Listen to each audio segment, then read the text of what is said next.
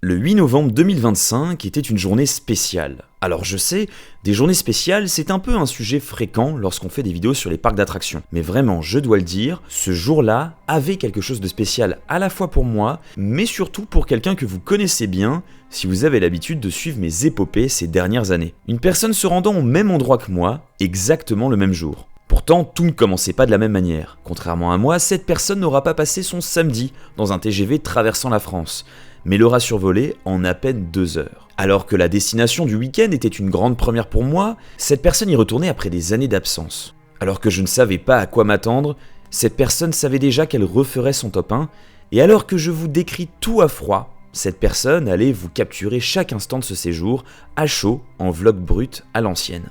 Le 8 novembre 2025 était une journée spéciale, car le 8 novembre 2025, quelques heures après moi, arrivait à Barcelone, notre cher Franck Coster. Non, moi, il y a 1h30, j'étais au Luxembourg, donc franchement, je m'en fous. J'ai mis 8 heures à venir ici. 8 heures. Avec le couteau entre les dents. J'ai dormi 1 heure, j'étais arrivé, je voyais la mer. Après les retrouvailles, il est temps pour nous de sortir dans les rues de Barcelone. Mais avant ça, allons nous installer dans notre chambre d'hôtel. Et vous allez voir, non sans peine. Bon alors, le concept c'est la chambre escape game, donc on doit réussir à trouver l'endroit où mettre la lumière. T'es prêt à relever ce défi, Francky? Non, je peux dormir. Bah, il est 18h, frère. Wesh. Tu penses c'est là? Non, mais il y a forcément un truc à faire là-dessus. Mais il y a forcément un truc. Tu crois que ça se mange? On n'a pas droit à l'électricité? Il y a que des prises. Il n'y a pas d'interrupteur en fait. C'est quoi? C'est on prend la lumière du jour? Elle va pas durer longtemps. On vit au Moyen-Âge, le soir arrivent les esprits. Faut prendre des bougies. Nous sommes fous ici. Ah, c'est encore pire. Ah mais ici. Mais non, mais je l'ai déjà fait. Dedans. Il y avait une fente. On a gagné. Ça fait 10 minutes de pute.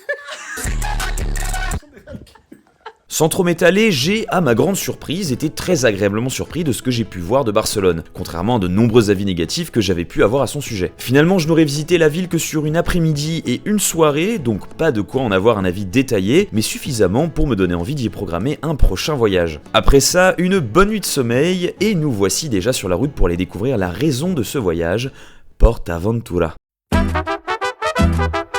Ah ouais, c'est... pas dingue.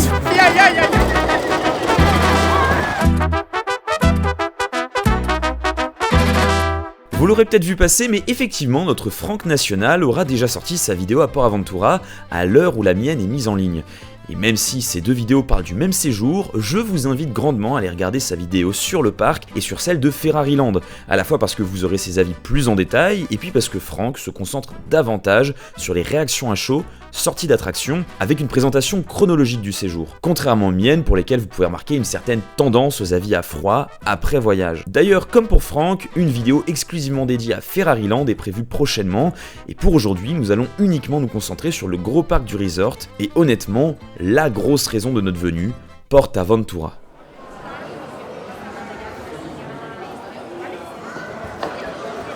Ça, c'est un homme capable, ça.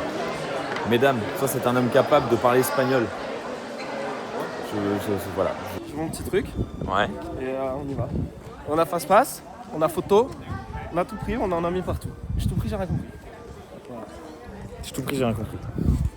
Une fois les places récupérées à l'hôtel, nous entrons directement par la zone western du parc, accueillis par Stampida, un dueling coaster en bois dont Franck semblait avoir gardé de très bons souvenirs. Nous avions caressé le doux rêve de pouvoir dès notre début de journée monter à bord d'Uncharted, la dernière grande nouveauté en date, et bien je vous laisse constater les images.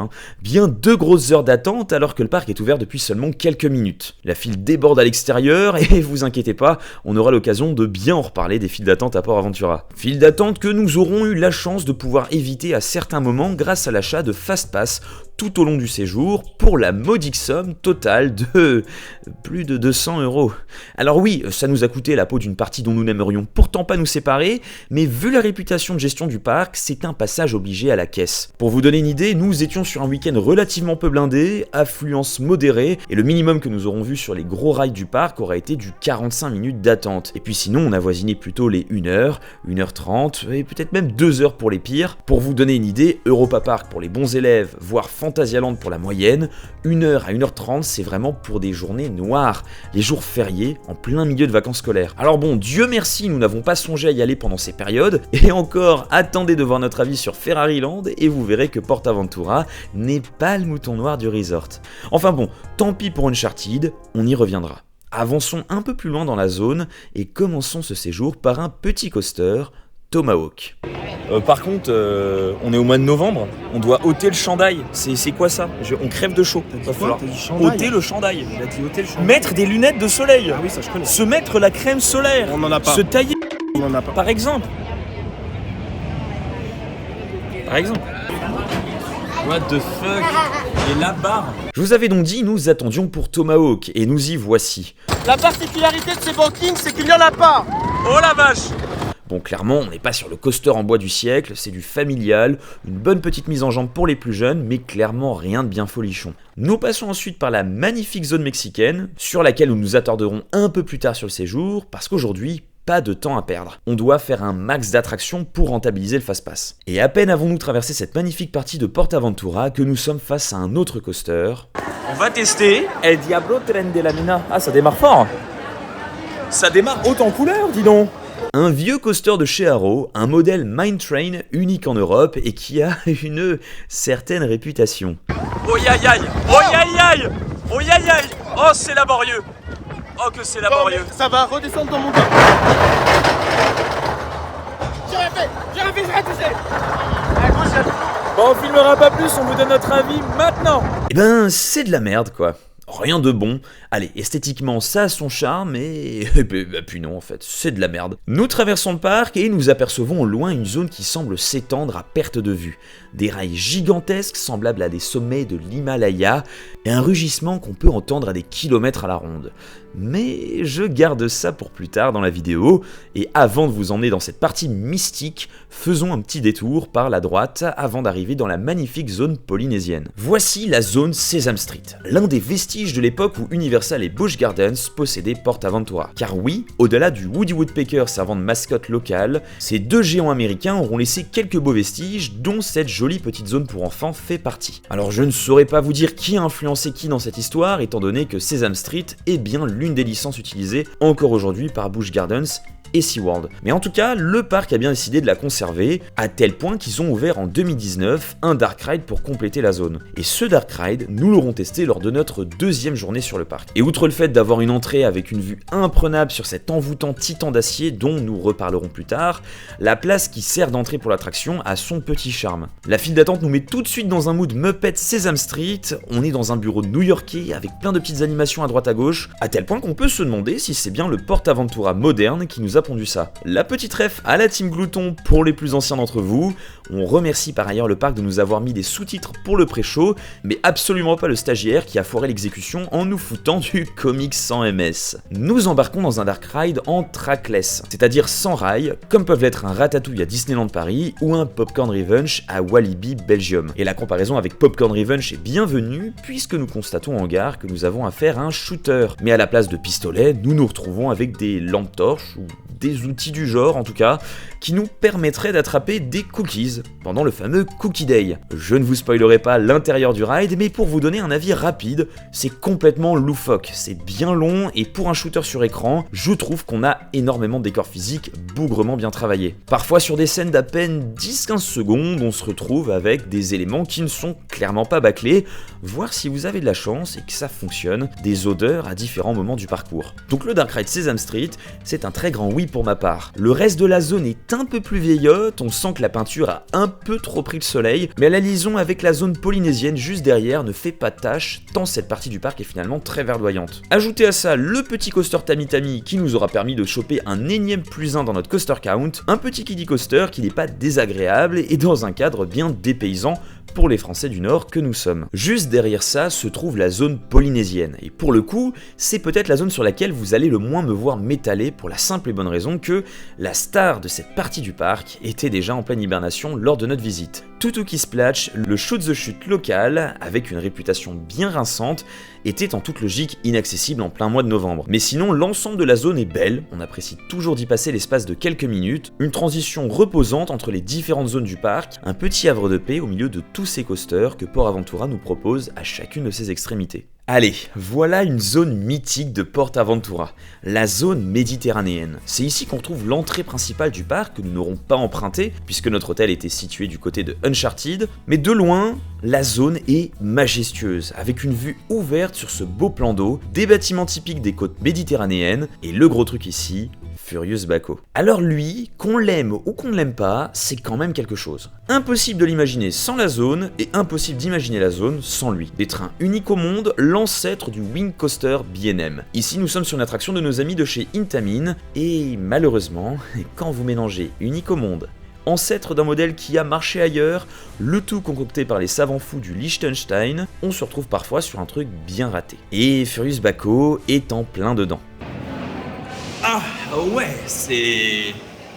Il mérite sa réputation, quoi. Une réputation qui lui colle aux fesses depuis quasiment toujours, alors qu'à la base, l'idée de ce truc est juste folle. Imaginez un launch coaster offrant l'une des propulsions les plus puissantes d'Europe, avec des lignes de 4 passagers séparées en deux par un gros rail central, du génie. Mais ce que B&M a retenu de la conception de Furious Baco, faite par le concurrent d'en face, c'est en grande partie la hauteur des passagers. Là où Furious Baco a des sièges surélevés par rapport au niveau du rail, B&M propose une version où le rail est quasiment au même niveau que nous. Résultat, beaucoup moins de vibrations. Et alors, malheureusement, je dois vous avouer que j'ai l'impression que plus le temps passe, et moins j'encaisse les vibrations. Genre, sur des vieux Gashlower ou certains Macride un peu trop bourrins, je peux vraiment me retrouver avec un mal de crâne de plusieurs minutes, voire une petite tête qui tourne à la sortie. Donc non, vraiment, c'est pas ouf. Mais Furious Baco, alors là... Vous le voyez dans la vidéo, ça se voit que je me fais secouer, quoi. J'ai jamais eu ça dans un coaster. Et dès le premier virage, on descend, gros virage, et là, je sens, et bam. J'étais un ballon de basket. Donc là, heureusement que c'est pas trop long, j'ai pas trop mal au crâne, mais les Voltron, Hyperia, tous ces coasters qui vibrent dans les creux, mais c'est des enfants de cœur à côté de ça. C'est des enfants de cœur. Là, vraiment, c'est... Ça m'a laté la tronche. Vous regardez les vidéos, enfin là, j'ai pas le droit de vous filmer, mais... Tout le monde s'est fait secouer comme ça, hein. Oh la vache. Oh là là. Alors il y a un moyen de limiter la casse, hein. Le lendemain j'aurais réitéré l'expérience en me mettant sur les places du milieu, comme recommandé par mon très cher Franck. Et ok, je dois avouer, c'est bien plus supportable. Alors ça reste vénère, hein, c'est pas d'une fluidité remarquable, loin de là, et honnêtement, mis à part le launch, la petite sortie avec un airtime et l'inline twist qui nous fait un peu pendouiller, franchement c'est quand même pas un ride de malade. Donc Furious Baco de l'extérieur c'est un grand oui, et sinon de l'intérieur, je trouve ça un peu mid. Ça aurait pu être une bombe si c'était aussi fluide que la plupart des B&M du genre, et si on avait droit à quelques éléments un peu plus sympatoches. Et alors à cet endroit du parc, 3 options s'offrent à nous. Soit se rendre à Ferrariland, mais ça n'est pas possible puisque comme je vous l'ai dit, une autre vidéo est prévue à ce sujet. Soit deuxième option, nous pouvons nous barrer du parc, mais vu qu'on doit amortir le PEL qu'on a claqué dans les fast-pass, ça n'est pas une option envisageable. Alors dans ce cas, troisième possibilité, remontons un peu et je vous emmène dans une autre zone. La zone Far West de Port Aventura est juste immense. Si vous ajoutez à ça que les hôtels thématisés sur la même thématique le sont aussi, alors on a droit à une zone globale qui pourrait largement être un parc d'attractions à part entière. Alors je vous avais parlé précédemment de Tomahawk, que nous avons fait au tout début de notre séjour, mais nous serons également passés par Stampida, le fameux dueling coaster à l'intérieur duquel passe Tomahawk. Aïe aïe aïe. C'est l'heure. Ouïouïouï.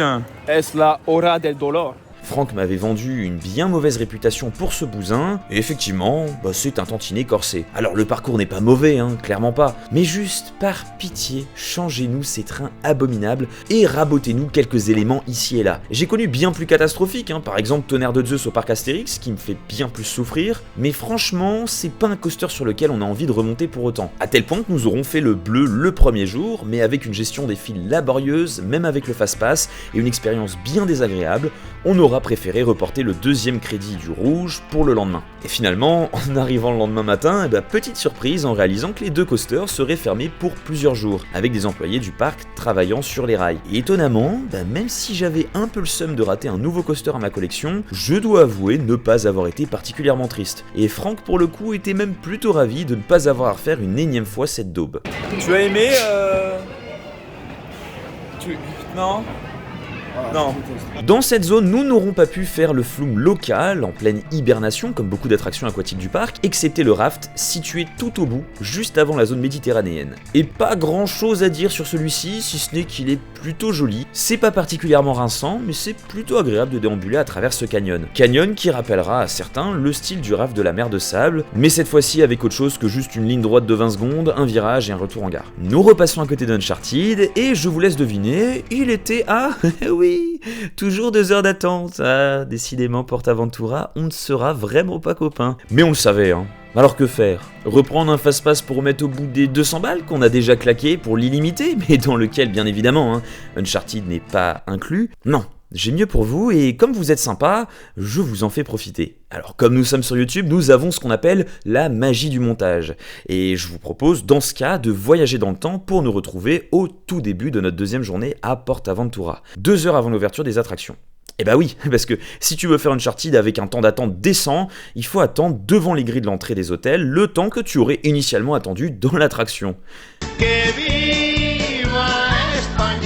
Nous aurons finalement été les heureux passagers du premier train de la journée, et cette fois, pas besoin d'éviter de vous spoiler quoi que ce soit, parce que honnêtement, là où Sesame Street y a beaucoup à voir, Uncharted à l'inverse, c'est le vide total. Quasi aucun élément de décor, un animatronique un peu glauque, 2 ou 3 pauvres écrans présentant un mélange mal fait entre le film et le jeu vidéo, à tel point qu'on dirait presque qu'ils nous ont inventé une 3e licence. Une forme mutante qui est bien évidemment la pire des 3. En revanche, ce ride system, c'est un petit bijou. Le train fait des rotations à des moments inattendus, en plein milieu du ride, ça part en avant, en arrière, sur les côtés, et parfois même ça tourne en plein milieu d'un virage. Un vrai bazar de technologie qui place une fois de plus Intamin comme un champion de l'innovation dans le monde des roller coasters. C'est donc un petit coup de cœur mine de rien pour cette montagne russe qui, sans être un banger de thématisation, est très agréable à rider. Et autant vous dire que depuis cette visite, j'ai bougrement hâte de voir le même modèle arriver du côté d'Astérix en 2028. Parce que non seulement on aura le même ride system, mais en ajoutant à ça les thématisations comme Astérix a su nous pondre dans ces dernières décennies. Repassons par la zone mexicaine dont je ne vous ai pas énormément parlé. Voici le mastodonte de la zone.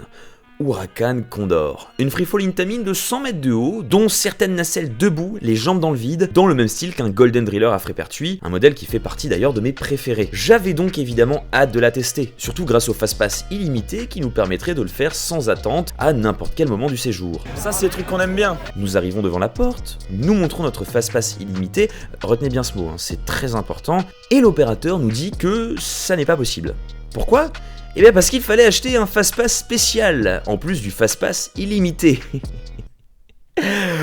Mais je vais devenir fou, moi! Pourquoi l'appeler illimité si vous enlevez 2 ou 3 attractions de fou? Ah! Alors forcément, je ne serai pas monté à bord d'Huracan parce que non, attendre plus de 30 minutes pour une freefall qui ressemble à ce qu'on a déjà pu tester dans d'autres parcs, c'est un non. On préférera retourner en 2026 à Frépertuis pour faire la même chose, en un peu moins haut certes, mais avec 5 à 10 minutes d'attente à tout péter, et ce sans avoir à prendre un fast-pass illimité qui n'est même pas illimité. J'aime ce parc. Dans cette zone, on retiendra quand même l'iconique Templo del Fuego, une attraction qui se fait entièrement à pied et qui nous rappellera les beaux vestiges du passage d'Universal. Je me suis pas vraiment spoil, mais je sais qu'il y a du feu.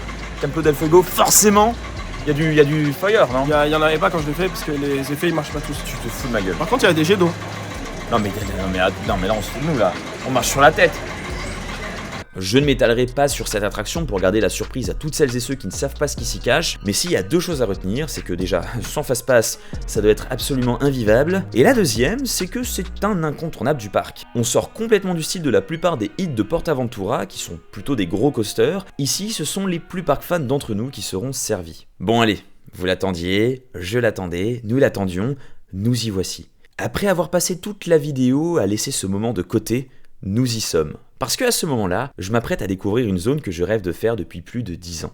En partant de mes premières découvertes avec les vlogs de Dinrael à l'ancienne, des retours de nombreux fans de parc que j'ai pu rencontrer, ou de la vie dithyrambique de mon cher Franck, il est clair que j'avais à ce moment les yeux pleins d'étoiles. Car oui, à ce moment-là, je voyais au loin apparaître deux monstres de chez Bolliger et Mabillard, le duo de choc inséparable, le bon vieux Dragon Khan et le mythique Shambhala.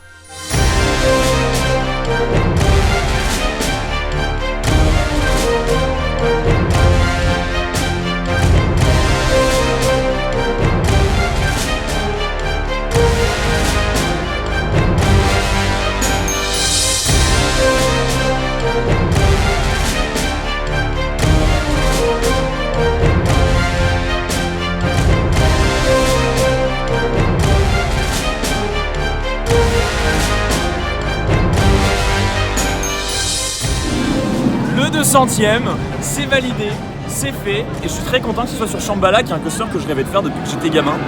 Et qui est pas mal. Qui est vraiment pas mal, vraiment pas mal. Cette zone est juste massive. On a la sensation que l'espace est immense, laissant les deux énormes coasters B&M s'étaler sur cette gigantesque place. Là où nous sommes soit entourés de végétation ou de bâtiments dans le reste du parc, nous sommes ici dans un espace très ouvert, surplombant le reste du resort. Et alors là, une question s'impose à nous.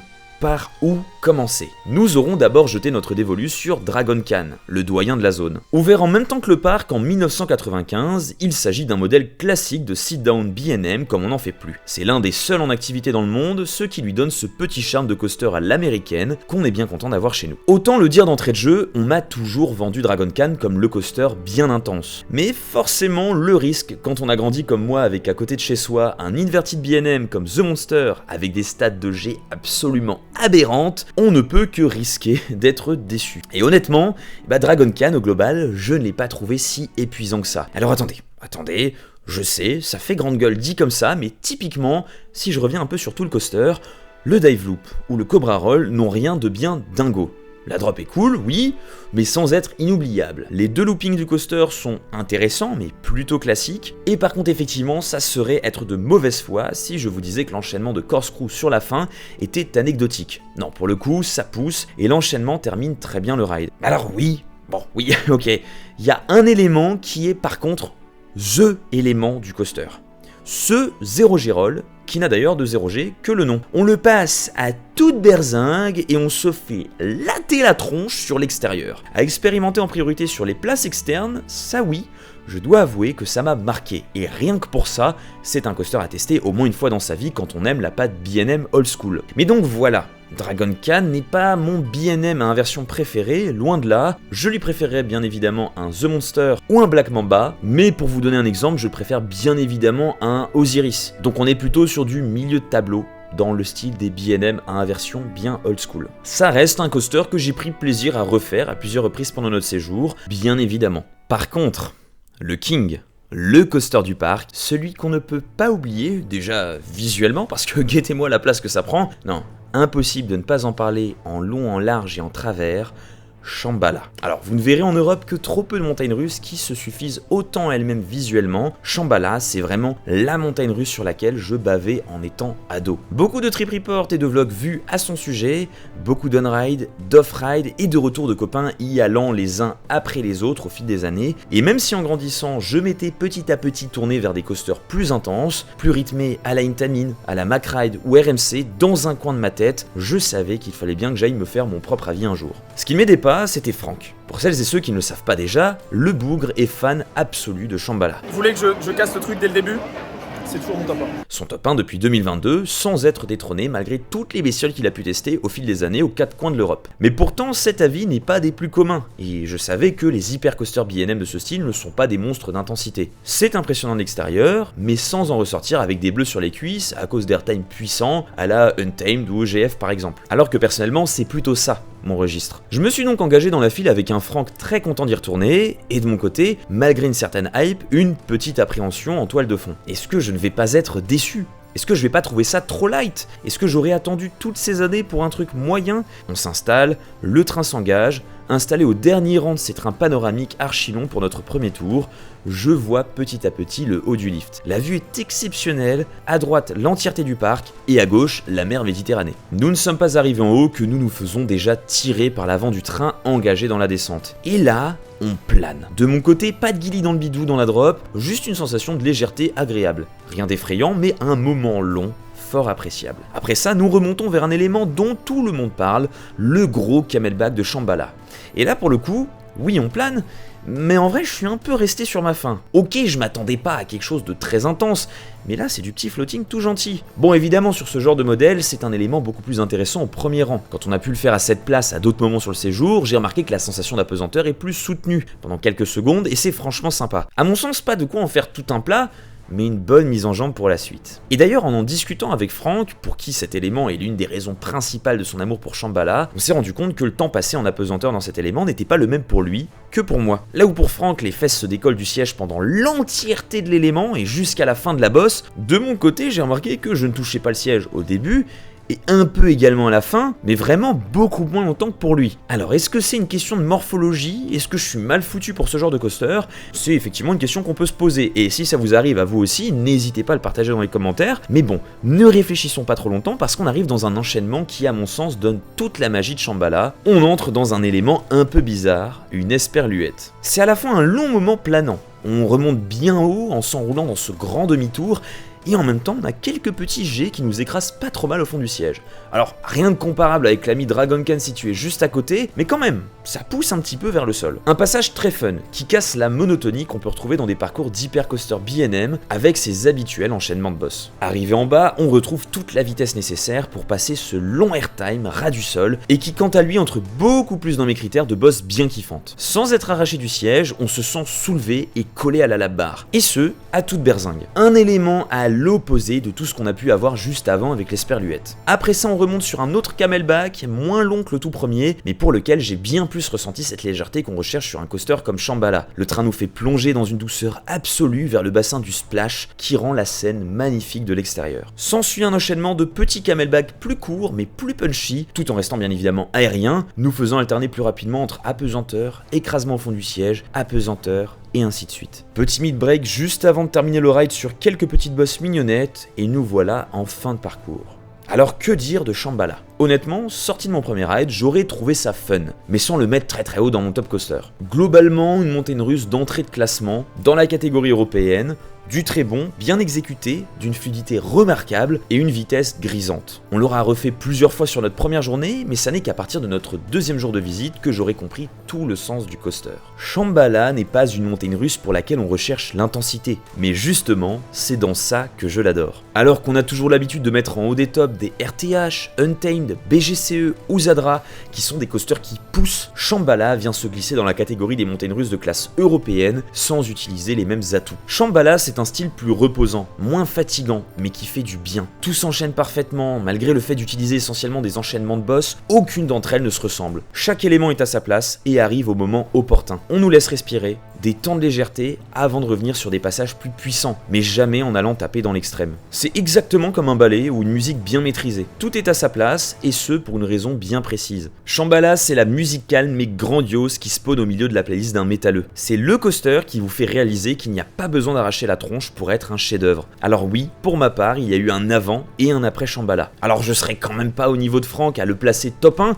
mais je suis obligé d'admettre que cette expérience m'a marqué. Ça ne plaira quand même pas à tout le monde et je le comprends totalement, mais cette montagne russe est à tester. Parce que qu'on aime déjà ce style ou qu'on ne jure que par la forte intensité, chaque expérience de bon coaster est bonne à prendre et peut en l'espace d'un séjour vous faire changer de point de vue sur la manière que vous avez de considérer votre amour des montagnes russes.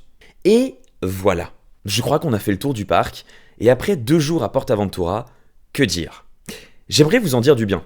Honnêtement, j'aimerais m'étaler dessus pendant des heures pour répéter que c'est très beau et que de nombreuses attractions sont dingues, mais malheureusement, même si le parc en lui-même est excellent, rien que pour la gestion des opérations et le traitement accordé aux visiteurs, je ne vous recommande vraiment pas d'aller à PortAventura si, et seulement si, vous ne souhaitez pas y mettre 200 balles de plus que le prix de base. Parce qu'aller à PortAventura sans fast-pass, c'est vraiment accepter de vivre l'une des pires journées de votre vie dans un parc. À tel point de ne même pas être en état d'apprécier la beauté du parc ou le banger qu'est Shambhala. Alors peut-être qu'il y a des petites journées par-ci par-là où le parc est vide, mais ne connaissant pas ces périodes avec précision, c'est malheureusement la seule chose que je peux vous conseiller. Allez plutôt dans des parcs comme Phantasialand, Europa Park ou Astérix, voire plus loin avec des Liseberg ou Energylandia, vous payerez en tout et pour tout moins cher et vous vous sentirez clairement moins comme des porte-monnaies ambulants. Pour notre part, on aura fait le choix d'y aller et de vivre le truc à fond. En sachant que de toute façon, nous ne serions pas prêts d'y remettre un jour les pieds si le parc fait le choix de garder la même politique. Et donc c'est bien dommage de voir un parc qui pourrait être le meilleur d'Europe s'il était entre de bonnes mains.